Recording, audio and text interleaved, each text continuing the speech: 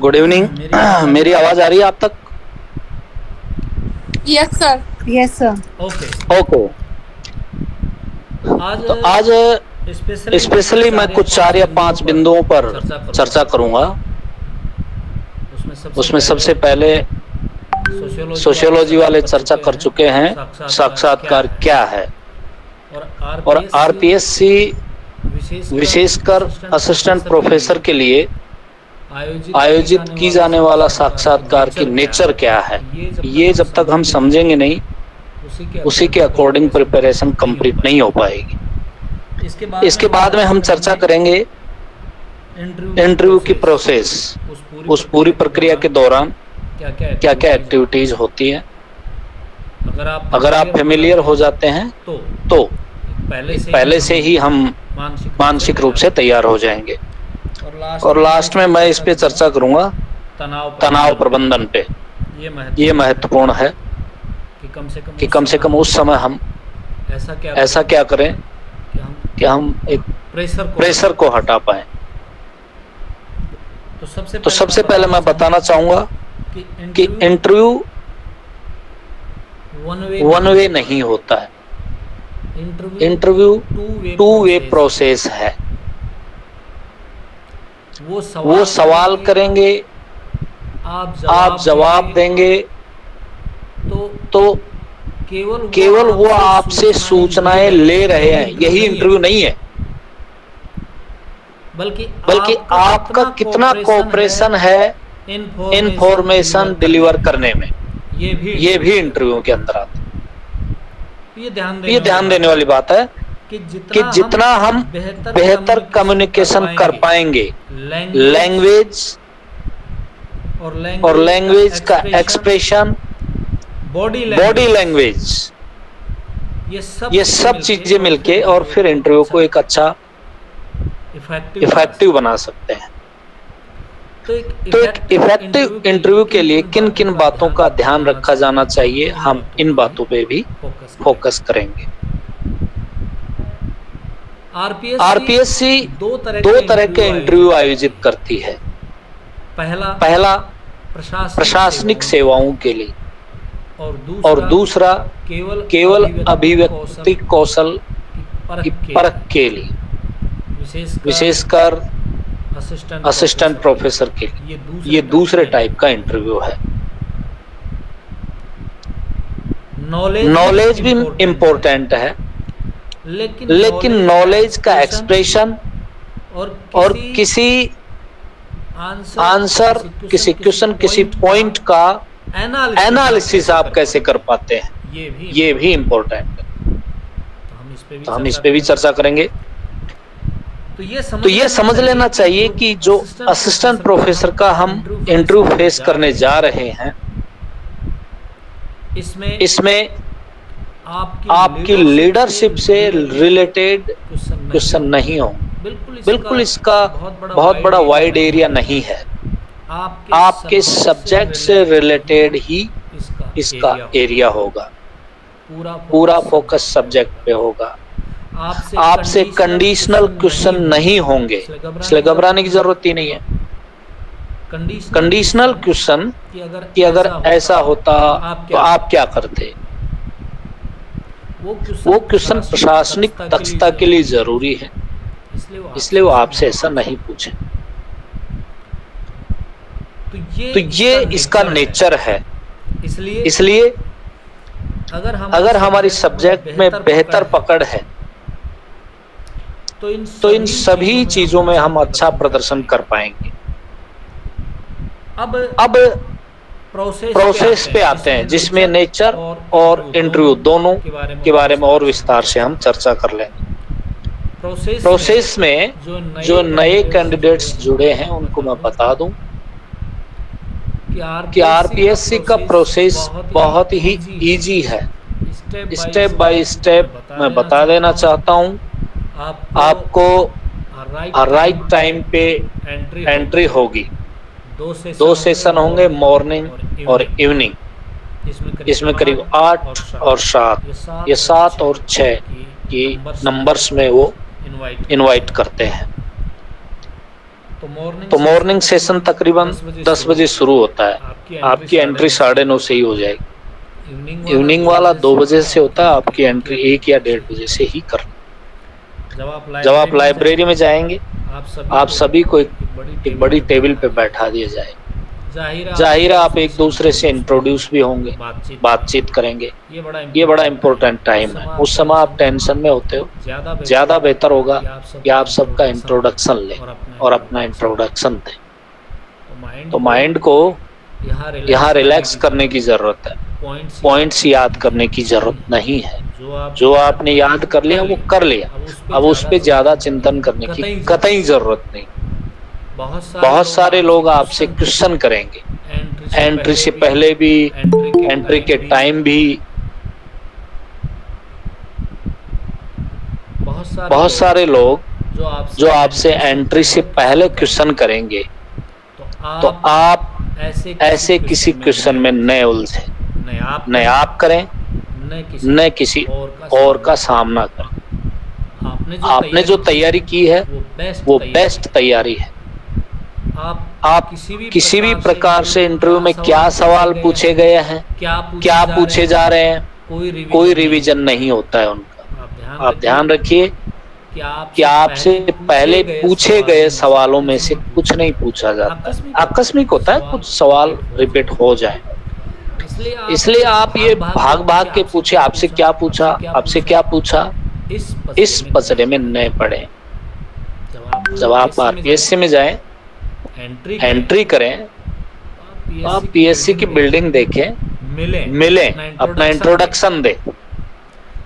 आप स्टडी से रिलेटेड बातें नहीं करें।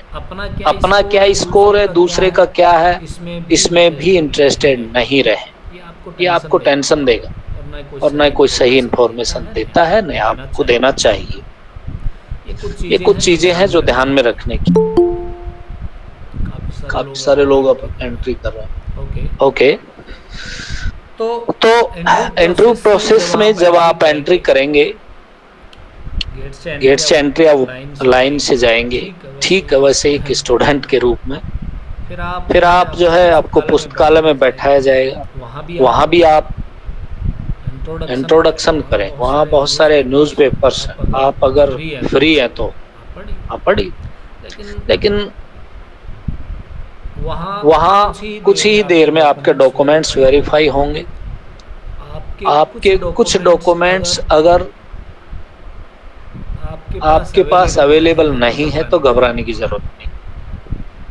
पीएससी आपको टाइम देगा, उसमें आप वो डॉक्यूमेंट्स रेडी करके और भेज सकते हो। इसके बाद वो 1 बाय 1 आपको बुलाते हैं।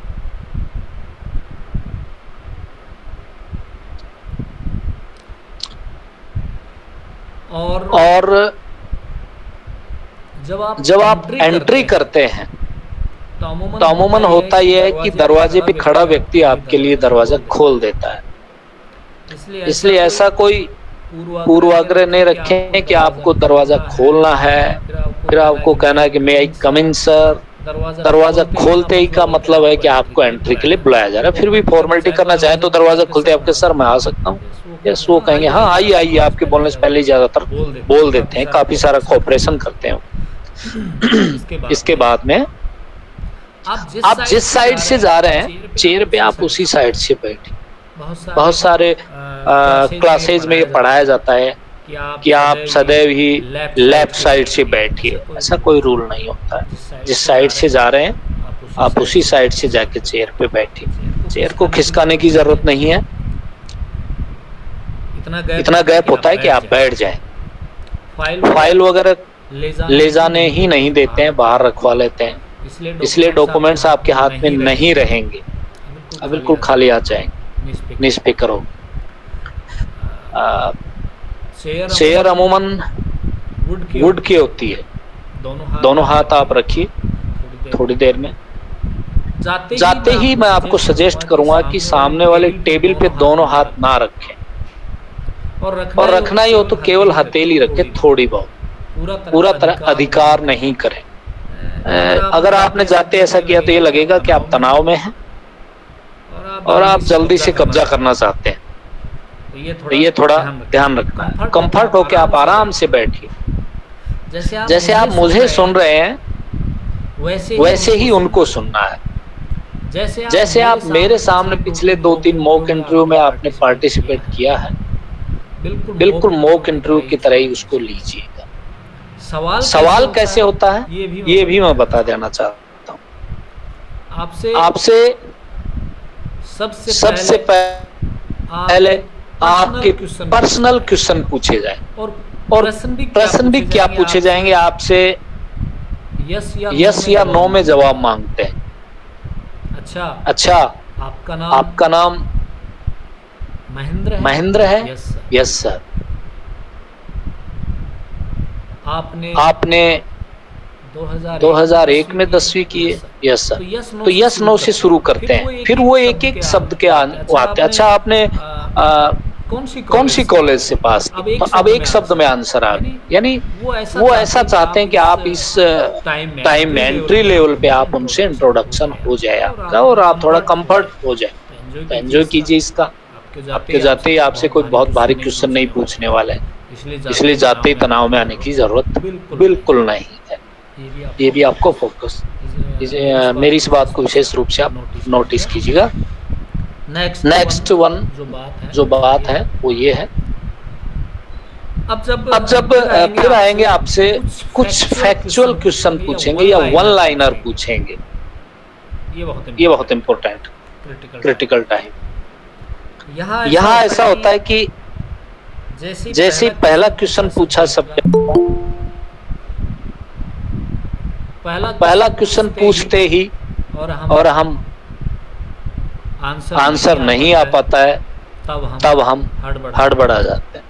और अगर पहले ही क्वेश्चन का आंसर हमें आता है तब सुनते ही तत्काल रिपीट करते हैं, no please stop one moment. उनका क्वेश्चन पूरा होने दीजिए, उनका क्वेश्चन पूरा होने दीजिए। एक क्षण के लिए रुकिए, गैप होना चाहिए क्वेश्चन और आंसर, फिर आप उसका आंसर दीजिए। ठीक है, ये भी ध्यान रखने की बात है। नेक्स्ट, इसके बाद में वो 2-4-5 फैक्चुअल क्वेश्चन और पूछेंगे और फिर मान लीजिए आपको आंसर नहीं आ रहा है। ये ध्यान देने वाली बात है। आपको आंसर नहीं आ रहा है ये कोई क्राइम नहीं है, ये कोई नेगेटिविटी नहीं। OMR शीट में आपने भरे हैं बहुत सारे आंसर, गलत भरने पर आपका अंक काटा जाता है, लेकिन आपने भरा ही नहीं उसका आंसर, केवल सही भरे तो आपके नेगेटिव मार्किंग ही नहीं होगी। बिल्कुल इंटरव्यू में भी यही बात है। आपको आंसर नहीं आ रहा है, ये आपका नेगेटिव बिंदु नहीं, यह आपके अज्ञानी होने का परिचायक नहीं है एट ऑल। ध्यान रखिए, इसलिए गलत आंसर नहीं दें। मैं हर बार यही कह रहा हूँ कि नहीं आता है, थोड़ा सोचें आप, जोर दे दिमाग। तत्काल जवाब भी ये नहीं दे, सर नहीं आता है मुझे, ऐसा भी नहीं कहे। सवाल पूरा होने दें, एक क्षण रुकें और फिर आप कहें आपको पता है कि नहीं आ रहा है, थोड़ा सोचिए कुछ एक सेकंड और फिर कहिए सॉरी सर, मुझे इस बारे में ज्यादा जानकारी नहीं, मुझे नहीं आता सर इसकी, या मुझे इसके बारे में मैंने पढ़ा नहीं। जो भी सूटेबल आपको लाइन बोलनी है वो बोलनी है। ठीक है, आपको शुरुआत में कोई तुक्का नहीं लगाना। जैसे आपसे शुरू में पहला ही क्वेश्चन पूछा और आपको कॉन्फिडेंस हो पूरा, तब तो आप तुक्का लगा सकते हो और उसमें ये लाइन जरूर जोड़ सकते हो कि सर मुझे इसमें मैं कॉन्फिडेंट नहीं हूं, लेकिन आप कहें तो मैं जवाब। मैं तो ये कहूंगा कि शुरू में आप इसको अवॉइड कीजिए। ये तब होता है जब 4 या 5 क्वेश्चन का जवाब आप दे चुके होते हैं, वो तब सुनने के लिए तैयार हैं आपकी ये बात। और शुरुआत से आप तुक्के से करेंगे तो वो आपके लिए नेगेटिव बात होगी, इसलिए ऐसा नहीं करें। तो फर्स्ट में आप अच्छा है, आपको भले ही थोड़ा बहुत कॉन्फिडेंट भी रहता है तो भी आप मना कर दें, आपको सजेस्ट करूँगा। उसके बाद में आप जो है कुछ एक क्वेश्चंस का आप जवाब देंगे, मैं ऐसा मानता हूँ, क्योंकि आप यहाँ तक इतनी तैयारी करके आए हैं तो देंगे। फिर आपसे थोड़े से बड़े क्वेश्चन पूछेंगे। वो बड़े क्वेश्चन आपसे पूछेंगे, एनालिटिकल बाद में पूछेंगे, पहले आपको समरी करने के लिए बोलेंगे। आपसे सीधा क्वेश्चन पूछेंगे कि आप बताइए वेबर की थ्योरी बताइए श्रम विभाजन से रिलेटेड। तो ये सीधा क्वेश्चन हो गया। आप इसको बहुत बड़ा विस्तारित करके नहीं बताएं, ये बताएंगे तब वो कहेंगे। इसका जवाब आप तब देंगे जब वो कहें। इसलिए ऐसे सवालों के जवाब में सबसे पहले आप उसकी मोटी मोटी बात कि वेबर की आप श्रम विभाजन की थ्योरी बताई, तो वेबर के अकॉर्डिंग श्रम विभाजन ये है, इस पुस्तक में आपने ये कंसेप्ट दी है और आपने ये बिंदु बताए। बहुत संक्षेप में बताना है आपको। मैं मानता हूँ कि 1 मिनट में आप अपना जवाब खत्म करेंगे। फिर वो कहेंगे और बताओ, फिर आप शुरू हो जाए। फिर आप बताइए।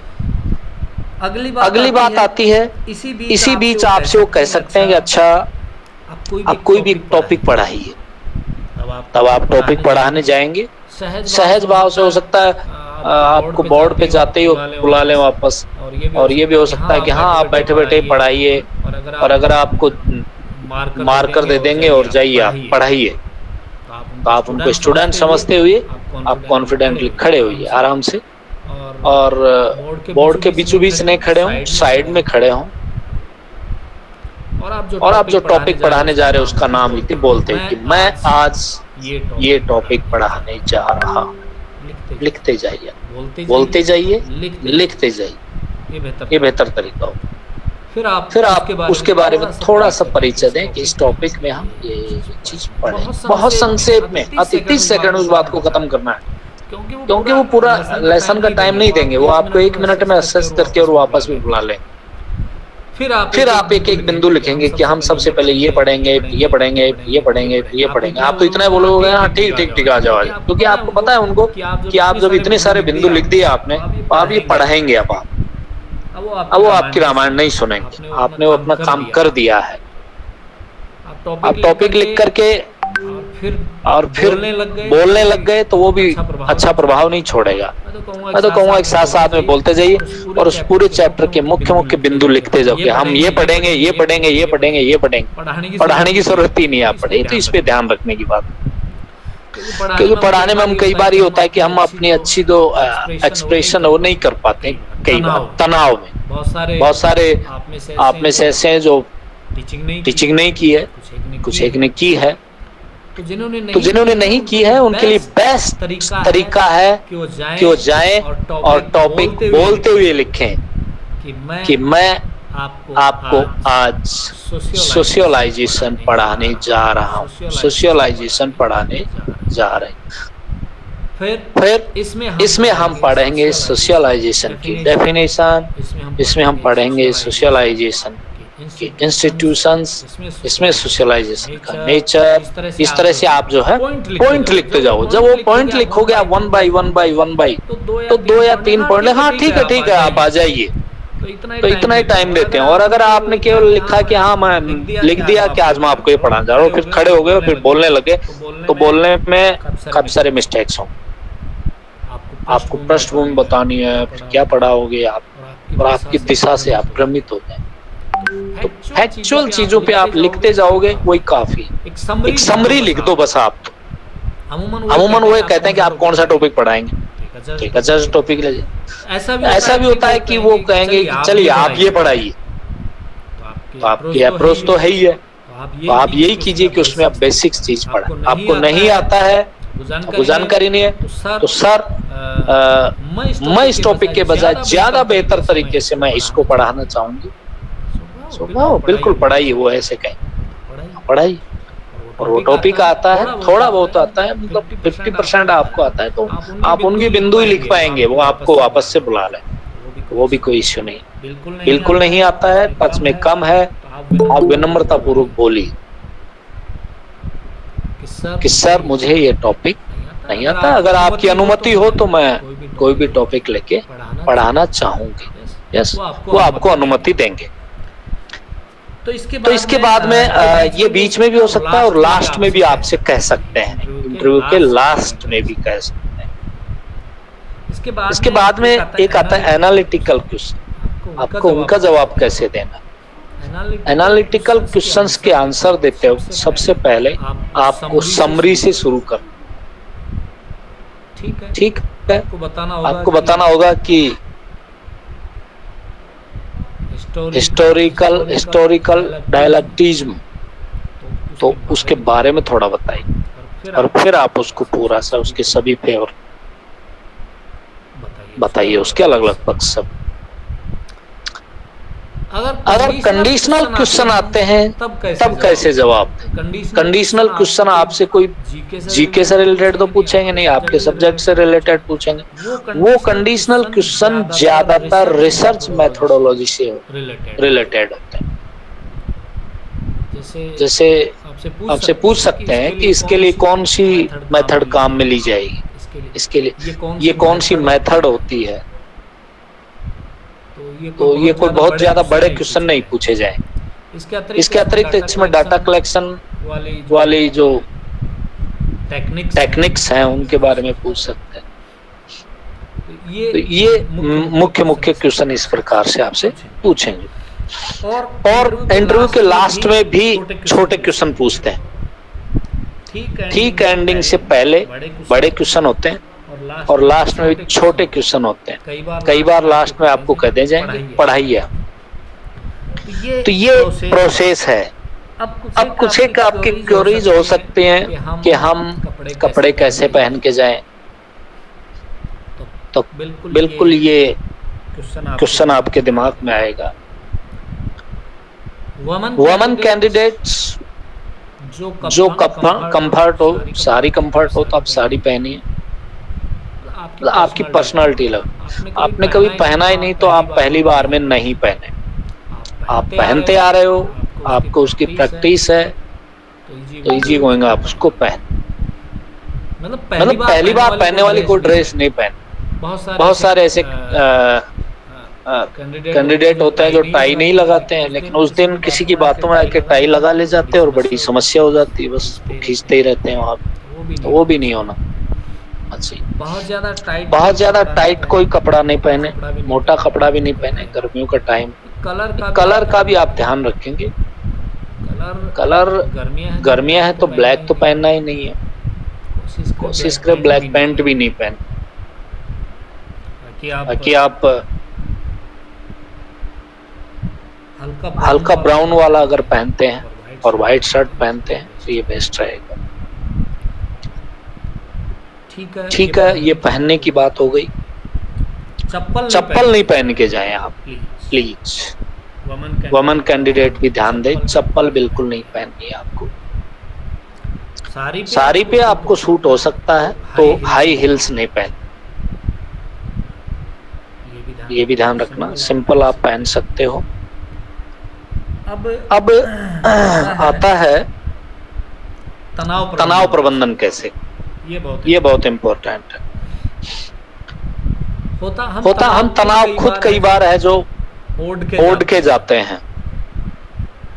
एक दिन पहले जाते हैं, सुबह का जब टाइम होता है तो पहले ही से ही चले जाते हैं, दूर से जाते हैं। अब हम रात भर पढ़ते हैं। ठीक है, पढ़ना ही होता है, प्रेशर होता है तो पढ़िए, कोई प्रॉब्लम।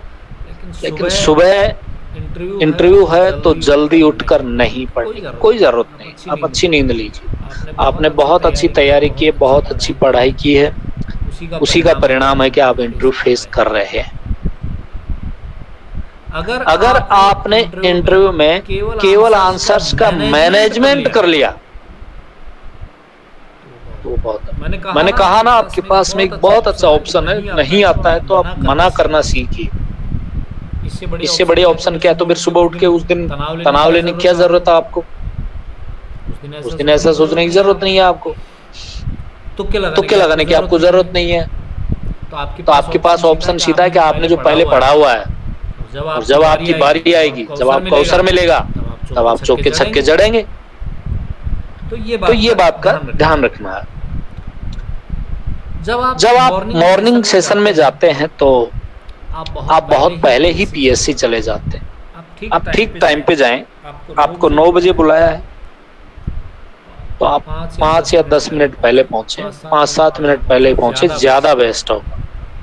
क्योंकि जितना पहले जाएंगे आप वहां इधर उधर देखेंगे, बातचीत करेंगे। उस बातचीत में आप क्वेश्चन सब्जेक्ट से रिलेटेड नहीं करें। किसको क्या पूछा है ये करने की जरूरत नहीं। आपका स्कोर क्या है ये भी कहने की, बताने की, पूछने की कतई जरूरत नहीं। जिनका स्कोर बहुत अच्छा है वो भी अपने साथियों का हौसला बढ़ाएं। वो उनको ये कह करके प्रेशर में नहीं डालें कि मेरा स्कोर बहुत ज्यादा है। नेक्स्ट बात यह है कि जब आप एंटर करते हैं तब आपके दिमाग में एक क्वेश्चन चल रहा होता है, मेरा इंटरव्यू कैसा रहेगा। तो उसका जवाब मैंने दे दिया है।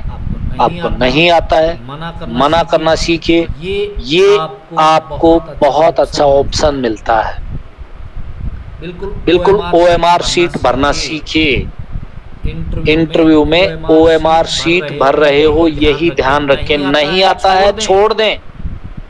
गलत आंसर के आपके माइनस होंगे, ये ध्यान रखने की बात। तो जब अपने दिमाग में पहले से ही है कि मुझे नहीं आएगा तो मैं जवाब ही नहीं देना। मुझे तो ये 10 टॉपिक बहुत अच्छे से आते हैं, मैं इन पे लाऊंगी, इन पे मुझे लाना है उनको, इंटरव्यू लेने वालों को। और बहुत सारे लोग भाग्यशाली होते हैं आप में से जिनको कहते क्या पढ़ के आए हो, क्या पढ़ के आए हो। तो सर पूछिए, मैंने पढ़ा है सरसरी तौर पे सभी चीजें। ये जवाब मत दीजिए। मैं कहूंगा कि आपके पास टाइम है, अभी टाइम है आपके पास। तो प्लीज आप 5 या 10 टॉपिक, मैं तो कहूंगा कि 3 या 4 टॉपिक ही कर लें। बहुत अच्छे से करें, परफेक्ट तरीके से करें। वो पूरा मैदान बदल देगा आपको, पूरी सिचुएशंस बदल देगा, हर विपरीत सिचुएशन को आपके फेवर में कर देगा। तो ये ध्यान रखने की बात है। नेक्स्ट वन, जब आप एंट्री कर रहे होते हैं तब आप उनसे इंट्रोडक्शन करें। वो बातें नहीं करें जो आपकी पढ़ाई से रिलेटेड है या और किसी की पर्सनालिटी कैसी दिख रही है ये उनके लिए कोई मायने नहीं रखता है। कौन अट्रैक्टिव लग रहा है आपको और आप देख रहे हो कि ये तो अट्रैक्टिव है। अट्रैक्टिव होना सफलता के लिए कतई जरूरत नहीं है। केवल नॉलेज, आपकी इंटेलिजेंसी, आपकी स्मार्टनेस, जवाब देने में, आपका मैनेजमेंट स्किल ये काम आता है। इसलिए वो चीजें आप बिल्कुल दिमाग से निकाल दें।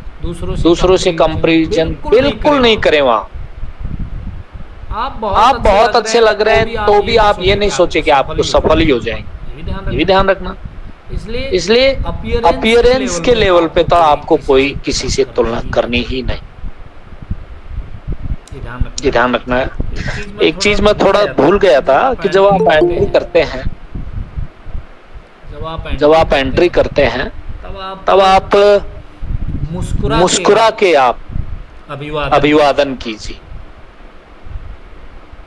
मात्र 10 सेकंड की स्माइल आपको फैमिलियर बना देगी उनके लिए। Only 10 second. आपने एंट्री के वक्त आपने जो अभिवादन किया, गुड मॉर्निंग किया, गुड आफ्टरनून किया, गुड इवनिंग किया, उस वक्त की स्माइल आपको पॉजिटिव बनाएगी और सामने वालों को भी पॉजिटिव। मैंने कहा ना कि हमारा वातावरण वो सामने वाले ही नहीं बनाएंगे, हम भी बनाएंगे। टू वे प्रोसेस इसीलिए कहा है मैंने कि इंटरव्यू का वातावरण, उस रूम का एनवायरनमेंट बनाना बिगाड़ना ये आपकी थॉट पे डिपेंड। आप तनाव लेके जाएंगे तो आपके चारों ओर तनाव बढ़ता चला गया। तनाव का भूत है ना, वो आकार बढ़ाता है। आपको पता है तनाव का भूत एंट्री करते ही आकार बढ़ाता है, और एंट्री करते ही आपने स्माइल और पूरा उनका चेहरे पे फोकस किया, तनाव का भूत गायब हो जाएगा। उसका आकार छोटा होने लगेगा जैसे जैसे आप आगे बढ़े। और विद इन 3 to 4 मिनट आपको लगेगा कि मैं फालतू में तनाव ले रहा हूं। बिल्कुल नहीं लेना। लेकिन मैं ये कह रहा हूं कि जवाब ना आने की स्थिति में तनाव नहीं लेना। ना बोलना सीखे। ना बोलने पर भी तनाव का भूत दूर है। बहाने और तुक्का लगाने पे तनाव का भूत फिर आकार बढ़ाता है, फिर आप पे हावी होगा, वातावरण बिगाड़ देगा। सामने वाले की आप उसकी आईब्रो तनाव में दिखेंगी, उसके हाव भाव आपको फिर नेगेटिव भी करने की कोशिश करेंगे। कई बार आप बहुत अच्छा इंटरव्यू दे रहे हैं और आपको लगता है कि मैं बहुत अच्छा इंटरव्यू चल रहा है मेरा, तभी अचानक से वो कहते हैं नहीं, ये बहुत गलत। कई बार वो करते हैं ऐसा। आपको जवाब कंफर्म है कि यही है, फिर भी वो गलत कहते हैं, नहीं ये जवाब नहीं, ये हो सकता है, ये नहीं हो सकता है।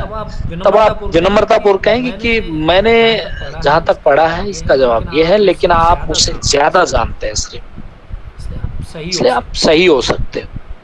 तो ये विनम्रता भी आपको दिखानी है। ठीक है, कई बार मिस्टेक से आंसर गलत भी हो जाता है, वो बताते नहीं आपने गलत जवाब दिया, सॉरी सर, रियली ये मेरे से बड़ी भूल हुई है, हाँ ये गलत जवाब था। तो स्वीकार करना भी एक आपके लिए उस चूक को कुछ हद तक मैनेज कर सकता है, ये भी ध्यान रखने की बात है। तो तनाव प्रबंधन के लिए एक्चुअल में क्या होता है कि तत्काल कुछ भी नहीं होता है, ये एक लॉन्ग प्रोसेस है, और ये प्रोसेस आज से शुरू करो। जितने ज्यादा मॉक इंटरव्यू का आप सामना करेंगे उतना आप इंटरव्यू के लिए फैमिलियर हो, तनाव उतना ही आपसे दूर होगा, और उस दिन आपको बहुत नॉर्मल लगेगा। मैं मेरा एक्सपीरियंस बता रहा हूँ, मैं बड़ा इंट्रोवर्ट हुआ करता था लगभग, लेकिन एक्सट्रोवर्ट होने में सिर्फ ये चीजें काम आती हैं कि धीरे धीरे आपका नॉलेज कैसा है, आपको कैसे अभिव्यक्त करते हैं। इंटरव्यू में यही होता है कि हम सभी इंट्रोवर्ट बन के ही जाते हैं। तो आज से अगर आप ये प्रैक्टिस करते हैं मॉक की, चाहे 2 साथी मिलके कर लें, और कोई प्लेटफॉर्म मिल रहा है तो आप वहां कीजिए, तो इसका आप सामना कीजिएगा। तो ये तनाव प्रबंधन आज से शुरू करना आपको। जैसे जैसे इंटरव्यू नजदीक आएगा, आपके मॉक 8 या 10 हो जाएंगे, तब आपका कॉन्फिडेंस बहुत हाई लेवल पे होगा, आपका जो स्किल है वो भी अच्छा हो जाएगा, आपकी कमियां आपको दूर होने लगेंगी, नॉलेज भी हो जाएगा, रिवीजन भी हो जाएगा। तो ये जो तनाव प्रबंधन वाला है, ये आज से आपको शुरू करना है, उस दिन नहीं होगा, एक दिन से, आज से करना है। और ये फॉर्मूला जरूर याद करें कि ना करना सीखें, ना बोलना सीखें, ये फॉर्मूला आपके काम आएगा, विशेषकर तनाव। मुस्कुरा के आपको एंट्री करनी है, या हैबिट डाली, आज से ये हैबिट डाली, जो भी आता है आपसे मिलने, आप मुस्कुरा के अभिवादन कीजिए, ये नेचुरल बन जाएगा आपके। ठीक है। हाँ, तो अब आपकी कोई क्वेरी हो तो आप पूछिए मुझसे। कुछ ऐसे बिंदु हो जो छूट गए हो तो हम नेक्स्ट सेशन में जरूर लेंगे। ये अपना पहला सेशन था। Yes please sir, thank you for this session.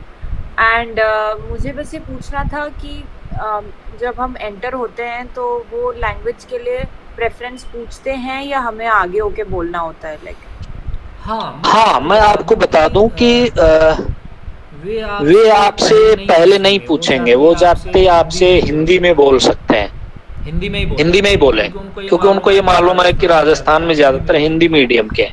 आपने अगर मीडियम उसमें शो किया है ना, आपने वो जो भरा है, तो वो उनके पास में रहेगा, सामने रहेगा, टेबल पे रहेगा वो।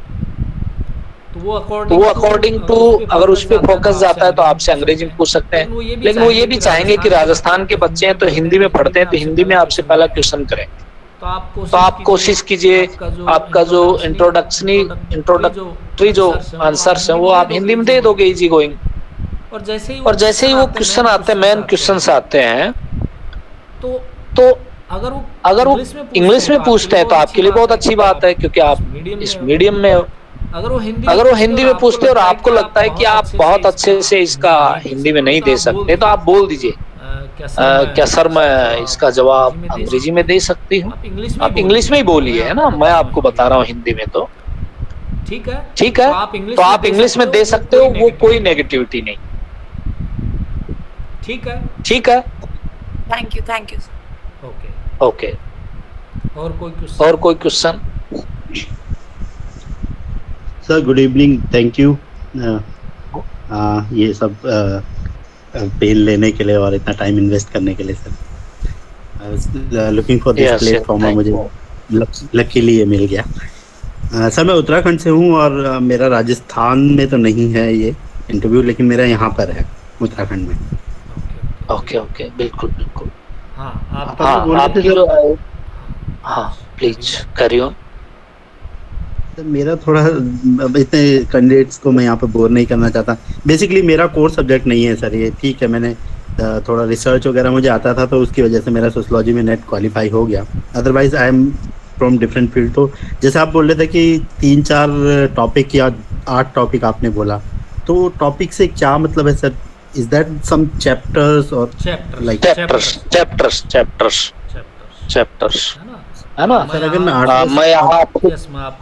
आपको क्लियर कर दूं, आप 2 चैप्टर हैं, 3 चैप्टर जो भी करना चाहें वो अलग अलग फील्ड में करें। जैसे एक तो रिसर्च मेथोडोलॉजी में कर लें, 1 या 2 जो भी करना चाहें, है ना। एक थिंकर्स में कर दें, ऐसे थोड़ा अलग अलग कर लें। ठीक है। थिंकर्स में कौन इम्पोर्टेंट होता है सर? वो मेरे मिक्स हो जाते हैं सब। कोई भी एक कर लीजिए आप तो।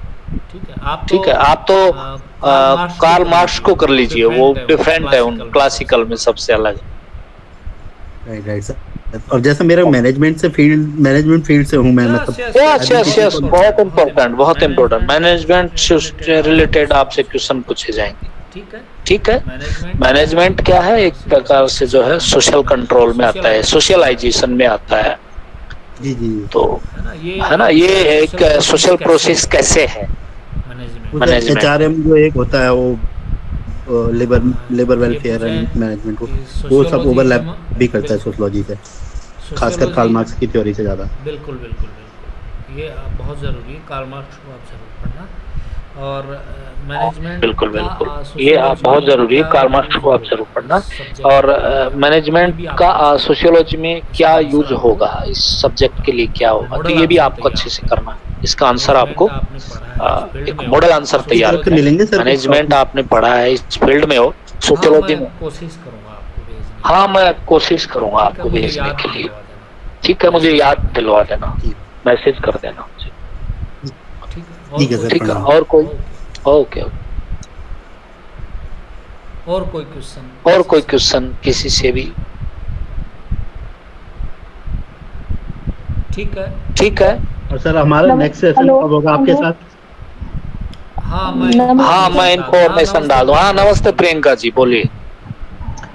मेरा एक नॉर्मल क्वेश्चन है। कई बार ये लोग ऐसे पूछते हैं सिचुएशनली कि आपको ही क्यों बनाए, आप में ऐसी क्या क्वालिटी है, अच्छा और लोगों से आप कैसे अलग हो। तो हम सर उनका कैसे आंसर दें, क्योंकि कर तो रहे हैं लेकिन मतलब वो लग नहीं रहा कि ये आंसर देंगे तो ऐसा लगेगा कि ये तो बहुत घमंडी हो गए या ऐसा कुछ। तो आप बताइए ना एक तो बिल्कुल। जैसे आपने पहला क्वेश्चन क्या था कि आपको हम क्यों सेलेक्ट करें, तो आप क्या आंसर देंगे, पहले तो आप बताइए। सर मैं तो ये दूंगी कि सर मैंने जो भी इसकी क्वालिफिकेशंस चाहिए इस एग्ज़ाम के लिए वो मैं फुलफिल करती हूँ। और मैंने पूर्ण ईमानदारी के साथ सोशियोलॉजी को अपना काफ़ी टाइम दिया है। तो सर मुझे उम्मीद है कि आप मुझे ज़रूर मौका देंगे एक पढ़ाने का और अपने आप को साबित करने। तो आपने बहुत अच्छा जवाब दिया। सर इसके 2 कारण मैं बताना चाहूँगा। नंबर 1, मैंने क्वालिफाई करके और आज मैं इंटरव्यू यहाँ पे फेस कर रही हूँ। ठीक है, आज मैं अपना बेस्ट दे रही हूँ और मैं उम्मीद करती हूँ कि मैं आपको प्रभावित करने में कामयाब रहूँ। ये मेरा पहला कारण है। नंबर 2 मेरा कारण ये है, मैं इसके लायक हूँ क्योंकि मैं सोशियोलॉजी को मेरा पैशन मानती हूँ। ये मेरा प्रोफेशन ऐसा होगा जिसके लिए मैंने बचपन से सपना देखा है और जिसके लिए मैं योगदान देना चाहूँगा सोशियोलॉजी के फील्ड में। हिंदी से हो तो मैं हिंदी के फील्ड में मैं बहुत अच्छा योगदान देना चाहूँगा। पॉलिटिकल साइंस में हो तो मैं पॉलिटिकल साइंस में मैं अपना बेस्ट योगदान देना चाहूंगी। मेरा ये स्पेशलाइजेशन है इस क्षेत्र में। और अगर मेरा आपने सिलेक्शन नहीं किया तो इससे वंचित हो जाएंगे। हम मुस्कुरा के आप ये जवाब दीजिए, आप कनेक्ट हो जाएंगे। हाँ ये तो हाँ। और किसी के पास है इसका जवाब, किसी के दिमाग में है तो जवाब दें। अगर आप अलाउ करें सर, मैं टीचर हूँ पिछले 15 साल और प्लीज आपके एक्सपीरियंस का लाभ लें प्लीज।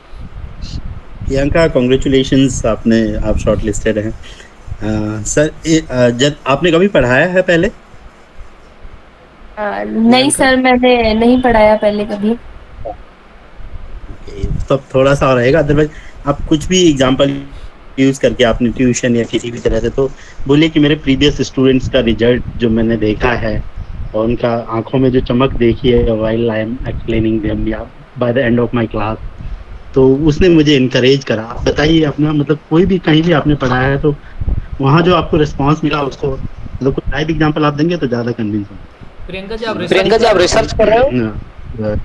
जी सर, मैं सर मोहनलाल सुकाड़िया से कर रही हूँ। मैं सर ये तो ठीक है, पिछले बैच के जो 2018 के सिलेक्टेड थे उनसे मैं काफ़ी इंस्पायर हूँ। जैसे कि अर्जुन जी हैं, बबीता जी हैं और घनश्याम सैनी जी है। उनसे मैं एक बार मिली हूँ पर मुझे उनसे काफ़ी प्रेरणा मिली कि काश हम भी बन पाते हैं। और मैंने सर आपका नाम मिली नहीं हूँ मैं कभी। तो ये आप ये भी बताएंगे तीसरा पॉइंट कि मैं सोशियोलॉजी में रिसर्च कर रही हूँ, तो ये रिसर्च का उपयोग कहाँ होगा, ये भी आप बताइए। तो मेरे रिसर्च का भी उपयोग होगा और सोशियोलॉजी के फील्ड में मैं अपना बेस्ट दे पाऊंगी। फिर आपके रिसर्च पे आ सकते हैं वो। अच्छा आप रिसर्च कर रहे हो, क्या टॉपिक है, इससे क्या दोगे आप, क्या स्पेशलाइजेशन, किस थ्योरी पे कर रहे हो, क्या आपने इसमें टेक्निक्स यूज की, फिर आपने टेक्निक्स पे दी तो फिर उस पे क्वेश्चन अच्छा, फिर आपने टेक्निक्स पे दी तो फिर उस पे क्वेश्चन आ जाता है। आपने केस स्टडी बताइए क्या होती है। अगर आपने सैम्पलिंग बता दिया तो कहेंगे अच्छा सैम्पलिंग क्या होता है, तो मतलब क्वेश्चन से क्वेश्चन जुड़ते चले जाते हैं। तो आपको खुद को भी मालूम चल जाएगा कि मेरा क्वेश्चन किधर जाएगा। ठीक है। और कोई क्वेश्चन? नेक्स्ट क्वेश्चन और बताइए, तो पूछिए कोई। सर नमस्ते। सर नमस्ते विक्रम। सर मैं ऐसे पूछ रहा हूँ, जैसे पहले से सर्विस में है, फिर उनसे क्वेश्चन करते हैं कि आप पहले से सर्विस में हो तो फिर आप क्यों जाना चाहते हो।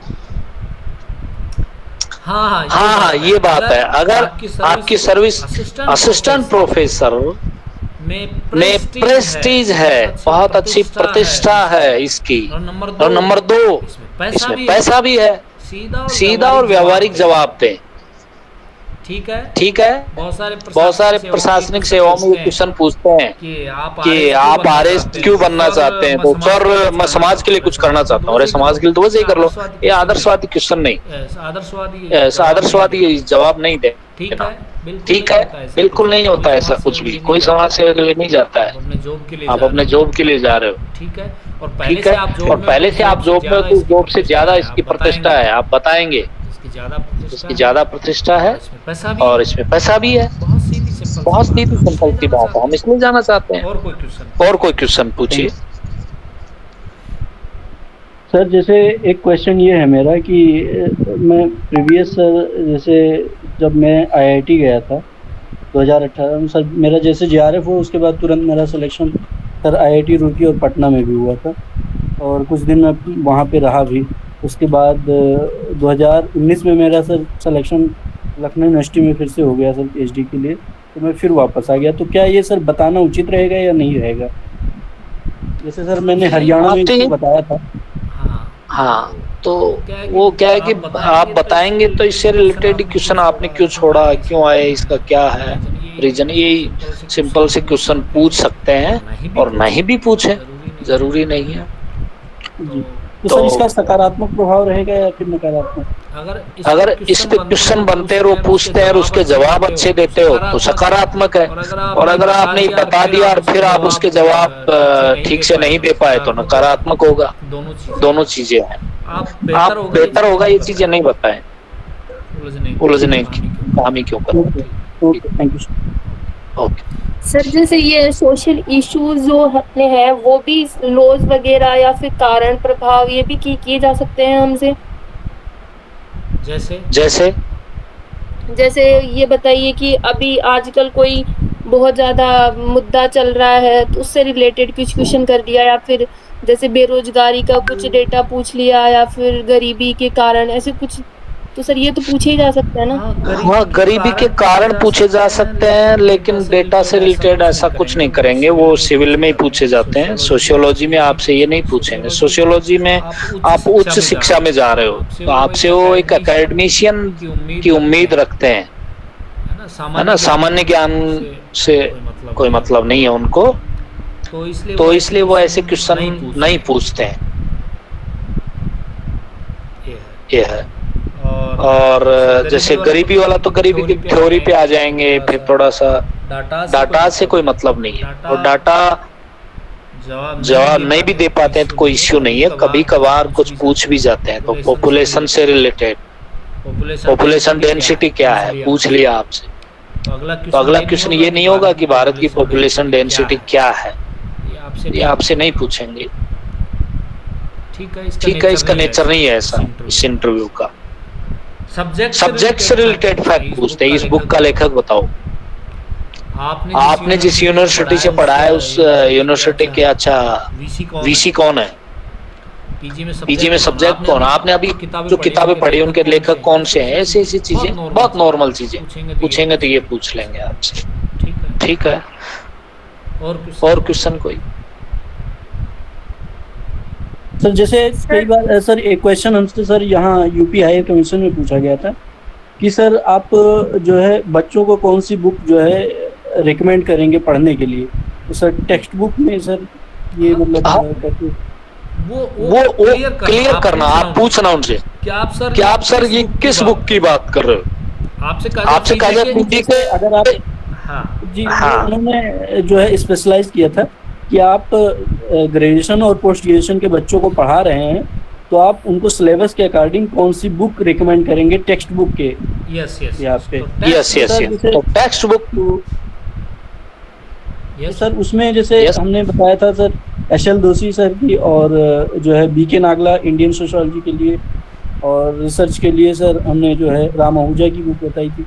तो क्या और कुछ सर रिकमेंड करें? ठीक है, इसमें एक लाइन जोड़ दीजिएगा जवाब देने से पहले कि सर मैंने अपने प्रिपरेशन में ये पुस्तकें पढ़ी है, जहाँ तक मैं जानता हूँ ये किताबें बहुत अच्छी हैं और मैं इनको सजेस्ट करना चाहता हूँ। ये इस तरीके से जवाब दीजिए, तो उनको ये पता लगा आपने पढ़ी यही है तो आप यही बताएंगे। ठीक है। और अच्छा एक चीज है, आपने हाल ही में टेक्स्ट बुक को छोड़ के कोई बुक पढ़ी है क्या? आप ऐसा सवाल भी पूछ सकते हैं। ठीक है, आपने पढ़ी है तो आप जवाब दीजिए, और मैं तो कहूँगा कि ऐसी कोई बुक, जब आपका इंटरव्यू बहुत अच्छा चल रहा होगा तो वो ये उम्मीद कर रहे हैं कि आप एक बहुत अच्छे एकेडमिशियन बनने वाले हो, तो इसका मतलब आपकी रुचि है किताबें पढ़ने में। तो आपने हाल ही में कौन सी बुक पढ़ी है, ऐसा क्वेश्चन पूछ सकते हैं। तो थोड़ा जो भी अगर जवाब दे तो वो ठीक ठाक दें, सोच समझ के दें। पढ़ के गए हैं तो दीजिए, नहीं पढ़े हैं तो कोई बात। और कोई क्वेश्चन?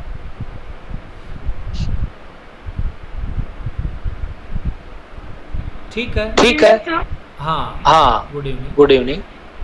सर जैसा कि आपने कहा था कि जैसे कोई भी वो कुछ भी पूछते हैं तो उसको शॉर्ट फॉर्म में बताना है, तो सर प्रॉब्लम यही होती सर कि शॉर्ट फॉर्म में उसको अच्छे शब्दों में बताना। तो सर कोई एक आप एग्जांपल बताएं, बता सकते हैं कि सर ऐसे मतलब यूं बताना है 3-4 लाइन में, कोई भी सर टॉपिक पे? हाँ कोई भी टॉपिक है, जैसे मैं आपसे पूछा जाए कि भाई आप ऑब्जर्वेशन किसको कहेंगे, ऑब्जर्वेशन के बारे में बताइए। क्वेश्चन को ध्यान से सुनिए, ऑब्जर्वेशन किसे कहते हैं, या फिर आपसे पूछा है जो ऑब्जर्वेशन के बारे में बताइए। तो ऑब्जर्वेशन के बारे में बताना मतलब वो पूरी चीज पूछ रहा है, और ऑब्जर्वेशन तो कहते हैं तो डेफिनेशन पूछ रहा है। ठीक है, तो आपको डेफिनेशन देनी है। ऑब्जर्वेशन के बारे में बताना है तो ऑब्जर्वेशन के बारे में का मतलब है कि डेफिनेशन देनी है, फिर उसके टाइप्स बताने हैं। ठीक है, ये इसके प्रकार होते हैं, फिर उसके मेरिट और डीमेरिट बता। बस वो इतने शायद नहीं सुने के हैं, बीच में रोकने का। तो ये शॉर्ट फॉर्म यही है। हम क्या है कि प्रत्येक चीज का वर्णन नहीं करें। मेरी बात समझ रहे हो ना आप? कि जैसे एक और मैं आपसे बताता हूँ। अकॉर्डिंग टू वेबर पूंजीवाद का उदय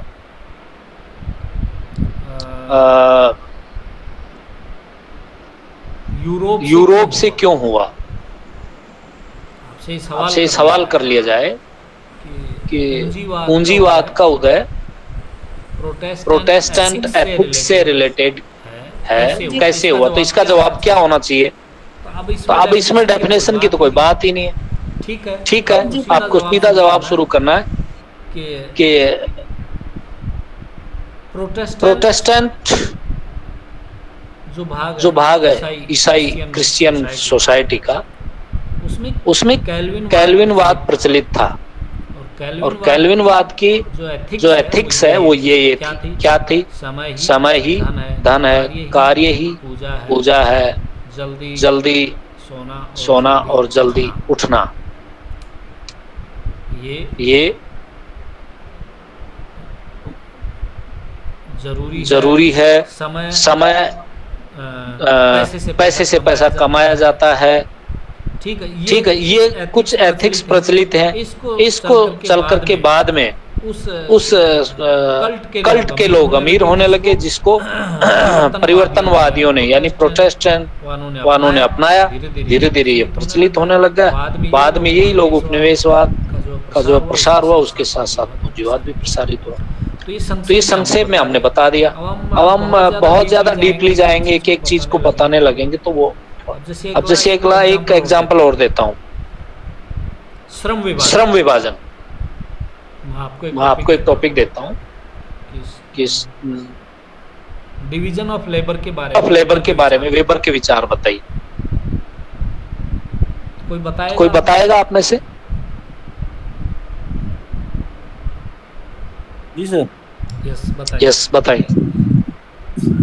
जी, श्रम विभाजन का सिद्धांत जो है वो इमाइल दुर्खिम ने अपनी पुस्तक the division of labour in society में जो है प्रतिपादित किया। ये इनके शोध का विषय भी रहा है, और इसमें इन्होंने ये बताने का प्रयास किया कि किस प्रकार से जो है समाज में जो है वो श्रम का विभाजन होता है। जैसे कि प्राचीन समाज में क्या था, चूँकि मनुष्य की आवश्यकताएं सीमित थी और एक व्यक्ति जो है वो अनेक कार्यों की पूर्ति करता था। लेकिन जैसे जैसे जनसंख्या में वृद्धि हुई, और जनसंख्या वृद्धि के साथ देखा गया कि जनसंख्या घनत्व बढ़ा, और जनसंख्या घनत्व बढ़ने के साथ लोगों में जो है स्पेशलाइजेशन बढ़ने लगा। और इसी को सर एक फार्मूला के माध्यम से जो है इन्होंने डिफाइन किया कि जनसंख्या घनत्व, जो जनसंख्या वृद्धि बराबर जो है 1/2 1/। कोई और बता सकता है? कोई और बता सकता है? वेबर का श्रम विभाजन। यशवीर जी आप बताइए, मैनेजमेंट में भी है।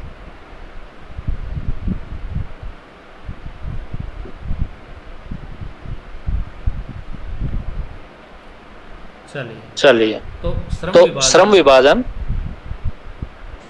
एक प्रकार से विशेषीकरण करना होता है कार्य के प्रति। तो जैसे जैसे समाज में जटिलता आ गई, डेवलपमेंट हुआ, जनसंख्या वृद्धि के साथ साथ कार्यों और व्यवसायों की विविधता बढ़ी, वैसे वैसे स्किल की जरूरत पड़ी, विशेषीकरण की जरूरत पड़ी। ठीक है, इससे विशेषज्ञों की आवश्यकता हुई और ये समाज की जटिलता के साथ साथ श्रम विभाजन हुआ। ये एक हमने सामान्य बात बता दी। ठीक है, अब वेबर ने कौन कौन से पॉइंट बताए? वेबर के अकॉर्डिंग श्रम विभाजन ये खास इसकी जो है करेक्टर्स हैं, और उन्होंने श्रम विभाजन के बारे में ये बताए। तो उनके सीधे सीधे पॉइंट टू पॉइंट करेक्टर्स बताए, थोड़ी सी पृष्ठभूमि बनाई और फिर आप वो चीज बताएं। तो इसका एक छोटा मॉडल आंसर हो गया। ठीक है, और कोई question? Sir I have a question. अगर वो किसी थिंकर के बारे में पूछते हैं और पूछते हैं क्या आप इनकी इससे अग्री करते हो, जैसे कार्ल मार्क्स क्रिटिकल थ्योरी के हैं, डर्कहाइम फंक्शनलिस्ट हैं, तो अगर वो हमसे ओपिनियन पूछ लेते हैं तो उस केस में क्या करें, अगर पूछते हैं तो? उस केस में आप ये कहेंगे कि जितनी भी थ्योरीज हुई है वो सभी कंप्लीट नहीं है, उनमें सभी में कुछ न कुछ कमी है, और वक्त के साथ साथ में हम देख रहे हैं कि आज जो है आधुनिक सिद्धांत भी बनते चले गए। इसलिए पूरी तरह से हम मार्क्स के साथ में सहमत नहीं है, पूरी तरह से हम दुर्खीम की इस थ्योरी से सहमत नहीं, लेकिन हमें ये भी जानकारी होनी चाहिए उसमें कि उसकी जो है क्रिटिसिज्म क्या थी। तो क्रिटिसिज्म आपको बतानी है। अच्छी बात है, वो सिद्धांत हमें मार्गदर्शन करता है, आज भी उसकी ये प्रासंगिकता है, लेकिन सर उसमें ये कमियां भी हैं। इस वजह से मैं इसमें सहमत नहीं। तो अमूमन हम यही बोलेंगे क्योंकि जब भी नई सिद्धांत बनते हैं। ठीक है, अगर आपने ये बोल दिया कि मैं सहमत हूँ, तो आपका मतलब है कि आपको इससे आगे नॉलेज नहीं है, आप उसके उसके जो नेगेटिव एस्पेक्ट्स हैं वो नहीं जानते हो। इसलिए हम सहमत तो किसी में हो ही नहीं सकते हैं 100%। तभी तो नई नई थ्योरीज आई है। हाँ, मैं इनकी इन बिंदुओं से सहमत हूँ, लेकिन इनसे नहीं हूँ। तो 100% हम किसी चीज से सहमत नहीं है। तो हमें यही बोलना है कि सर ये बहुत अच्छी मार्गदर्शी थ्योरी रही है, इसमें बहुत सारे अच्छी बिंदु भी हैं जो आज हमें ये बताते हैं कि समाज के एक निचले तबके का किस तरह शोषण होता है, और उस समाज को ऑर्गेनाइज करने के लिए, इनमें सुधार करने के लिए एक तरह से हमें एक विजन देता है। लेकिन इसमें ये कमियां है कि आज दुनिया का कोई भी देश इस थ्योरी पे नहीं चल रहा है। ठीक है, ये अतिवादी है। ठीक है, तो ये सदैव ही मानव में जो है कोऑपरेट को तो अनदेखा करता है। तो ये हमें उसके डिमेरिट बता दिया और फिर कहेंगे कि इसलिए मैं इससे 100% सहमत नहीं हूँ। ये स्पष्ट बोलना पड़ेगा। ठीक है, यानी आपका मत पूछ रहे हैं ना कि सर ये बहुत अच्छा सिद्धांत था जिसमें ये फेवर थे, लेकिन बाद में इसमें ये कमियां भी हैं, आज दुनिया में ये पूरी तरह से प्रचलित नहीं है, इसलिए मैं पूरी तरह से इसमें सहमत हूँ। अगर आपने ये कहा कि सर मैं इससे पूरी तरह सहमत हूँ, इट मीन्स आप उसके नेगेटिव बातों से अनजान है, और आप जो नए डेवलपमेंट हुए हैं वो डेवलपमेंट नहीं चाहते हो, आपको पता ही नहीं है। तो क्लासिकल थिंकर्स में तो आपको जवाब यही देना है। नई जो थ्योरीज है ये भी वो एक पक्षी होते, संपूर्ण तो कुछ होता ही नहीं है। लेकिन बस ये है कि हमें उस चीज का नॉलेज होना चाहिए, उसके पॉजिटिव और अच्छे पक्षों का। ठीक है, आप असहमत हैं तो क्यों है ये बताना पड़ सकता है आपको। तो अगर उसका नॉलेज है आपको कि इसमें ये कमियां हैं तो मैं असहमत हूँ, और आपको नहीं पता है तब क्या करेंगे। तब आप कहेंगे कि आप इसको गोलमोल जवाब स्पष्ट रूप से ऐसे दे सकते हो कि सर जहाँ तक मैं पढ़ पाई हूँ ये थ्योरी बहुत अच्छी है, और वर्तमान में जो सामाजिक परिवर्तन उनका बहुत अच्छे से ये एनालिसिस करती है, हमें बताती है। लेकिन कुछ कारण तो होंगे जिनके कारण से ये प्रचलित नहीं है। तो मेरा तो आउटलुक ये है कि हाँ काफी अच्छी थ्योरी है, लेकिन नाल और ये सभी पक्षों को नहीं बताती। कौन से पक्षों को नहीं बताती है? सरे समाज के। जैसे अब हमने जो आधुनिक थ्योरी पूछ ली तो उसको आप समाज में होने वाले स्ट्रगल को नहीं बताती है। समाज में जो कुछ ऐसी चीजें हैं जो बिल्कुल स्थिर है, बहुत कम बदलाव आता है, उनको नहीं बताती है। ठीक है, पुरानी चीजों से जोड़ के आप जवाब दे सकते हो। यानी पूरी तरह से हम सहमत नहीं ही, ये ज्यादा बेस्ट आंसर होगा। और कोई क्वेश्चन? Thank you sir.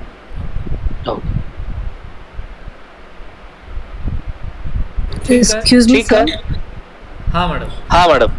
हाँ सर, जैसे अभी मैंने तो जैसे इस एग्जाम के लिए अपने नोट्स वगैरह किए थे, तो अगर वो पूछे कि आपने मतलब एमए लेवल पे या बीए लेवल पे आप कौन सी बुक रेफर करेंगे, क्योंकि जैसे आप मानो कि 60% स्टूडेंट्स हिंदी मीडियम के होंगे, तो ऐसी कौन सी बुक रेफर कर सकते हैं उन बच्चों को?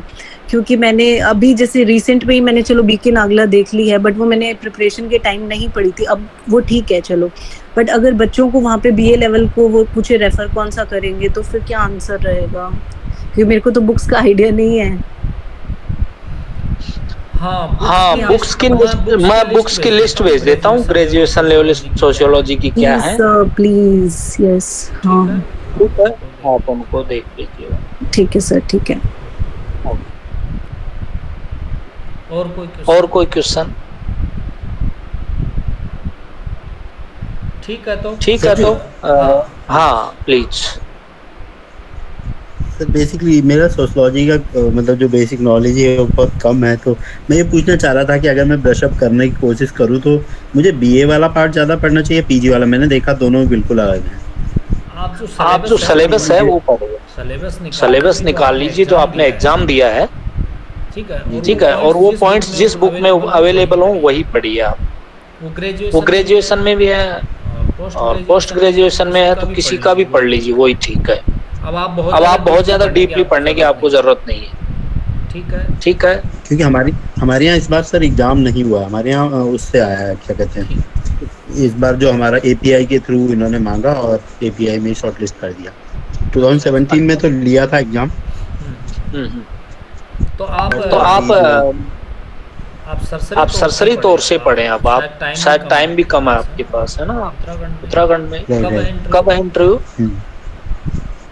अभी तो सर अक्टूबर नवंबर से पहले तो नहीं होगा शायद। तो फिर तो खूब टाइम। अगर सोशियोलॉजी सबसे पहले आ गया तो तब भी अक्टूबर से पहले तो नहीं होगा। ठीक है, तो आपके पास टाइम है, इसलिए मैं ये तो नहीं कहूँगा कि आप सरसरी तौर से पढ़ें। आप सबसे पहले तो एक राउत पब्लिकेशन की डिक्शनरी आती है, ठीक है, उसको आप पैरेलल चलने दें, उसकी पूरी टर्मिनोलॉजी से आप अच्छा इंट्रोडक्शन ले लें। इसके बाद में आप साथ में पैरेलल आप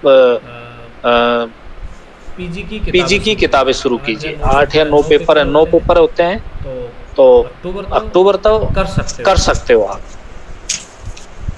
ठीक है। एक क्वेश्चन सर मेरा ये है, जैसे सर एग्जाम तो मेरा क्वालिफाई हो गया है, लेकिन सर जो सिलेबस मैंने अपना जो यूपी और जो कॉमन सिलेबस था वही मैंने पढ़ा है, जो जैसे विक्टर डिसूजा हो गई और जो वहाँ के जो पर्टिकुलर वो स्पीकर थे, और उन सब चीज़ों के बारे में सर मैं बिल्कुल अनभिज्ञ हूँ। जो क्वेश्चन पीवाईक्यू में आए हुए थे वही सब मैंने सॉल्व किया है। तो सर क्या उनको मतलब पढ़ना ज़रूरी है या फिर कैसे क्या? नहीं, आप तो जो फिर से बताइए आप अपनी क्या प्रॉब्लम है? जैसे मेरा एग्जाम जो है वो तो क्वालिफाई हो गया है। हाँ। मैं बेसिकली जो किया हूँ वो जो कॉमन सिलेबस, जैसे हरियाणा का मैंने दिया, सब जो कॉमन सिलेबस होते हैं, बिल्कुल उसी सिलेबस से मेरा एग्जाम क्वालिफाई हो। मैंने स्पेशल कोई तैयारी, राजस्थान का जो सिलेबस था वो मैं इवेंट सिलेबस भी नहीं निकाल सकता। ठीक है। सोशियोलॉजी की जो बेसिक कंसेप्ट है वो हरियाणा, राजस्थान, यूपी कहीं पे भी चले जाओ वो एक ही है, इसलिए जो बेसिक कंसेप्ट है वो आप पढ़िए, ठीक है। और बाकी तो आपको शायद मैं सिलेबस टॉपिक दे ही रहा हूँ, आप इन टॉपिक्स को पढ़ते रहिए आप, है ना? यही है जी। ठीक। सर इन टॉपिक्स को कभी आप एक्सप्लेन भी करेंगे? हाँ, एक्सप्लेन शायद आप कल ही जुड़े हैं ना, परसों क्लास हुई थी।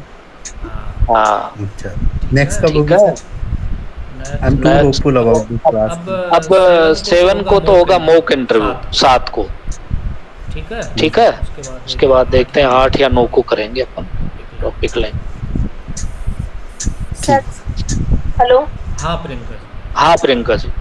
सर कोई अच्छी रेफरेंस बुक आई है अभी हिंदी में तो आप मुझे बताइए प्लीज। रेफरेंस बुक अभी आपके पास कौन कौन सी है? कोई बहुत अलग से पढ़ने की जरूरत नहीं है आपको कि हम नई बुक पढ़े तो उसकी जरूरत नहीं है। बेसिकली आप 3 या 4 बुक मैं अभी लिस्ट भेजूंगा। ग्रुप में हो क्या आप? हाँ सर हूँ ग्रुप में मैं। ठीक है तो मैंने एक ब्लॉग भी लिखा था पहले, वो ब्लॉग मैं शेयर कर दूंगा। उसमें काफी सारी रेफरेंस बुक है, उनका उसमें है उल्लेख, वो आप देख लें। अच्छा नहीं सर ये पूछे कि अभी लेटेस्ट कोई राइटर की अच्छी वाली बुक आई है वो आपने पढ़ी है, ऐसे कुछ? पुरानी तो सर मैंने बहुत सारी पढ़ी है, मतलब मैं बुक से ही पढ़ती हूँ मैं मतलब।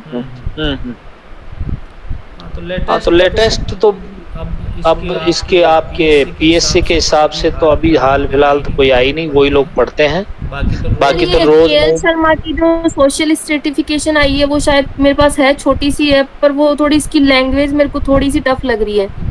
तो पहले की है ना, पुरानी बुक है।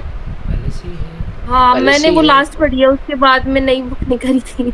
हाँ चलो। हाँ तो उसमें कोई कॉन्सेप्ट आपको लगे कि इसमें ये क्या है तो आप बता देना, ग्रुप में शेयर कर देना, एक्सप्लेन कर देंगे उसको। ठीक है और इसके अलावा कोई और होगी तो मैं बता दूंगा।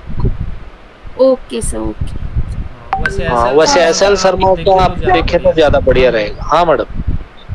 सर मैं भी एक चीज बोलना चाहती हूँ कि जैसे इनका रिसर्च वर्क चल रहा है तो उससे रिलेटेड कोई बुक या रेफरेंस बुक पढ़ लें तो वो भी अच्छी रहेगी।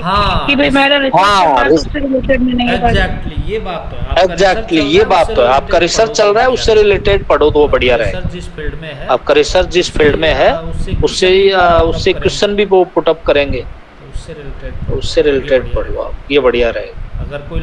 अगर कोई लेटेस्ट बुक आपको पढ़नी है तो उससे रिलेटेड। आपका टॉपिक क्या है प्रियंका जी? मेरा ma'am changing scenario in higher education challenges and opportunities कर रही हूँ मैं। तो न्यू एजुकेशन तो न्यू एजुकेशन पॉलिसी को जरूर देख लेना आप। हाँ सर वो मैंने देख ली। ठीक है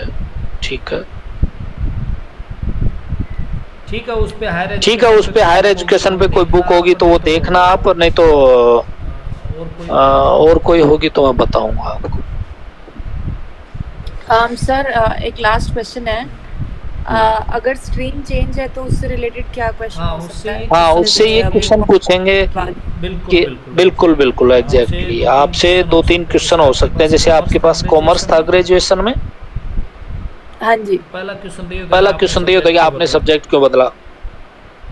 दूसरा क्वेश्चन ये हो सकता है कि कॉमर्स कैसी यूजफुल होगा आपके लिए ये। जब असिस्टेंट प्रोफेसर बन जाओगे तो कॉमर्स कैसी यूजफुल होगा, आपके रिसर्च में कैसी यूजफुल है। ये 3 या 4 क्वेश्चन आपसे बनते हैं। तो पहला क्वेश्चन पे आते हैं जैसे क्यों बदला आपने सब्जेक्ट क्यों बदला? सर सब्जेक्ट बदलने के पीछे मेरा कारण ये था कि मेरा इंटरेस्ट कम था बीकॉम लेवल पे, और मैंने जो चूज़ किया था वो इसीलिए किया था क्योंकि उस टाइम पे मेरे पास कॉलेजेस के ऑप्शन नहीं थे और मैं माइग्रेट की थी from Nasirabad to Ahmedabad. So genuine reason तो यही है। पता नहीं यही बताना आपको, जेन्युइन रीजन ही बताना। ठीक है। हाँ जी ओके। और दूसरा ये कैसे यूजफुल है? कॉमर्स में mostly management, business administration, then उसके अलावा सोशल सेक्टर का भी हमारा एक कंपोनेंट था। तो जो मैनेजमेंट के प्रिंसिपल्स हैं उसको हम सोशियोलॉजी में भी स्टडी में लगा सकते हैं, जैसे कि वेबर ने भी काफ़ी कुछ मैनेजमेंट और सोशियोलॉजी को जोड़ा है। उसके अलावा जो अभी मैं पीएचडी जिस डिपार्टमेंट से कर रही हूँ वो सोशल मैनेजमेंट डिपार्टमेंट है, तो वो सोसाइटी और मैनेजमेंट को जोड़ के उनका इंटरसेक्शन क्या है वो देखता है। और आजकल वैसे भी इंटरडिसिप्लिनरी काफ़ी चल रहा है रिसर्च। बिल्कुल आपने सारा जवाब दे दिया। बिल्कुल आपने अच्छा जवाब दिया, सारी चीजें कवर की हैं आपने, है ना। अब इनको पॉइंट टू पॉइंट लिख लेना एक बार। ठीक है। हाँ जी हाँ ठीक है, थैंक यू। ठीक और ठीक है। ठीक है, फिर हम नेक्स्ट टाइम में जब भी मिलेंगे कुछ और इश्यूज लाएंगे और ये तनाव प्रबंधन पे थोड़ा सा और अपन बताएंगे कुछ मेथड्स। वैसे तो ये मैंने आधा घंटे का सोचा था, लेकिन 1.25 घंटा हो गया। बड़ा अच्छा लगा आप सबसे डिस्कस करके, और मॉक के लिए 7 को मिलते हैं। ठीक है, बाय एवरीवन। Good night. प्रणाम sir, good night. Good night sir. Thank you sir, good night sir. Good night.